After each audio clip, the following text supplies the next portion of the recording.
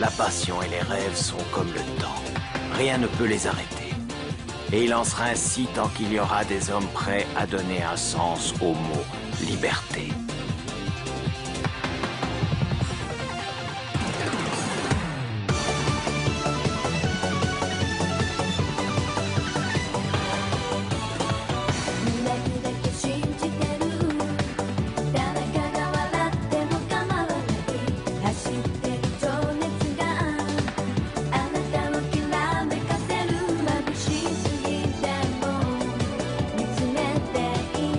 Et salut à tous, c'est Marc, on se retrouve aujourd'hui pour une nouvelle théorie sur les empereurs et sur les nouveaux empereurs, les nouveaux Yonko. Donc je pense que les nouveaux Yonko, ce seront tous des supernovas. Donc pour cette théorie, j'ai procédé Yonko par Yonko. Et comme vous le savez, Oda il aime bien mettre des indices et faire quelques caractéristiques communes pour la suite de l'histoire. Donc vous allez voir ça juste après. Du coup, pour commencer, j'ai attaqué par Big Mom. Honneur aux femmes, on est galant. Oui, le grand Marco le Phénix est galant.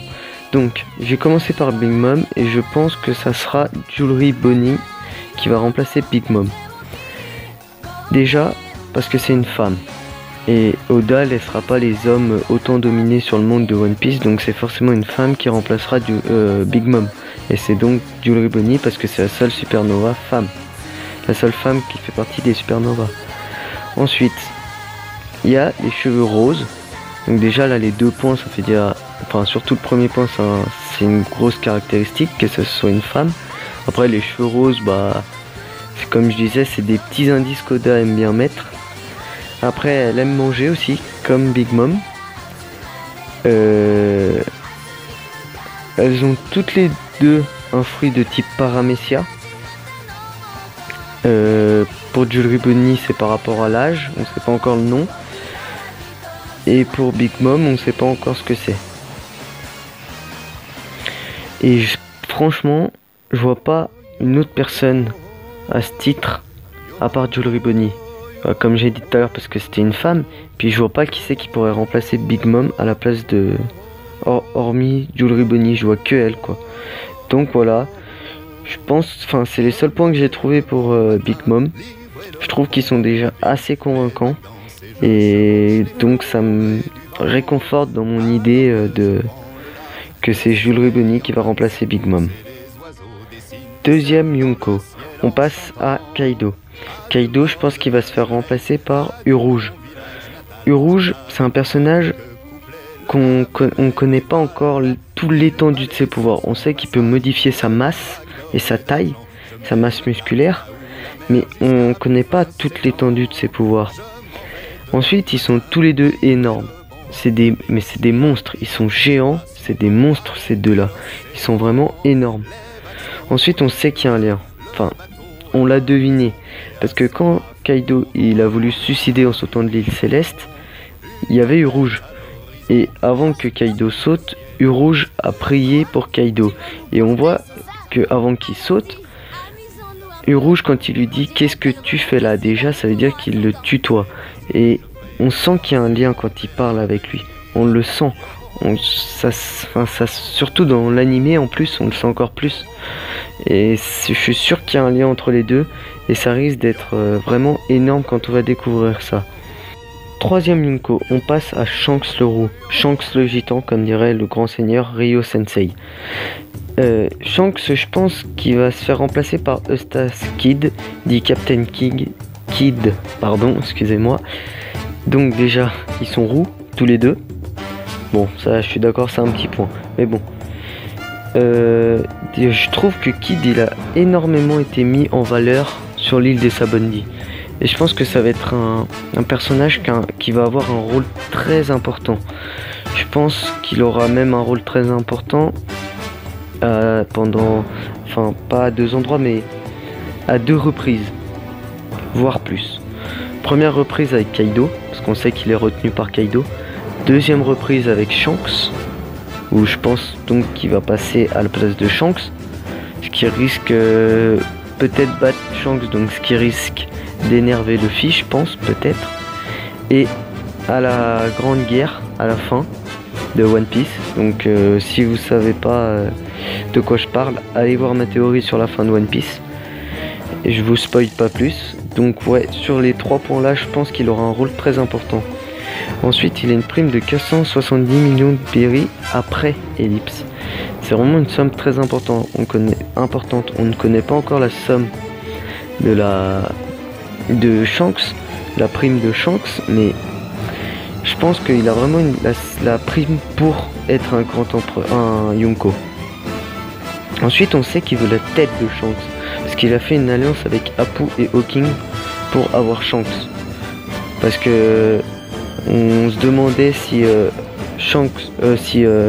Luffy et Trafalgar Law, ils espéraient que Captain Kidd, ils étaient pas contre Kaido aussi, ce qui pourrait faire rater leur plan. Et maintenant, on sait qu'ils veulent avoir Shanks. Donc on sait que Kidd, il en veut à Shanks. Enfin, il veut la tête de Shanks. Donc ce qui fait encore plus le point commun et ce qui fonde encore plus ma théorie, ce qui prouve que ma théorie peut se passer comme ça. Je dis pas qu'elle va se passer comme ça, mais je pense qu'elle peut se passer comme ça. C'est tout pour Shanks, donc voilà. Et pour finir, 4ème Yonko, il reste, vous savez qui, fucking gros dégueulasse Barbe Noire, que j'appelle aussi BN, parce que Barbe Noire. Et j'ai trouvé ça l'autre jour en écrivant une théorie, parce que vous savez que quand je fais mes théories, je les écris sur une feuille avant, je rassemble toutes mes idées en gros, et j'abrège. J'écris pas tous les mots, enfin, j'écris pas tous les mots, et puis il y a des mots que j'abrège. Comme les noms, je les abrège. Je mets juste les initiales ou des trucs comme ça. Et j'ai remarqué que Barbe Noire, ça faisait BN. Je suis sûr que sinon, je m'en serais jamais rendu compte. Bon, trêve de conneries. Barbe Noire, je pense qu'il va se faire remplacer par Trafalgar Law. Par contre, je vous préviens, là, j'ai vraiment rien trouvé. Je trouve juste que Trafalgar Law, c'est celui qui me semble le plus probable. Enfin, ce qui me semble le plus probable pour remplacer Barbe Noire. Je vois pas qui d'autre pourrait le remplacer dans tous les supernovas. Je vois pas. Je vois vraiment pas qui pourrait le remplacer. Donc Trafalgar Law, j'ai mis que c'était parce qu'il doit vouloir faire partie des 4 empereurs, comme il s'est allié avec Luffy pour faire tomber Kaido. Est-ce que c'est pour prendre la place de Kaido? Ça m'étonnerait quand même.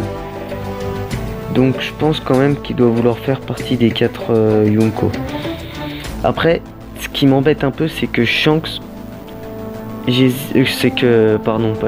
Trafalgar, j'hésite encore. Je sais pas si il va mourir ou s'il va pas mourir. J'arrive pas.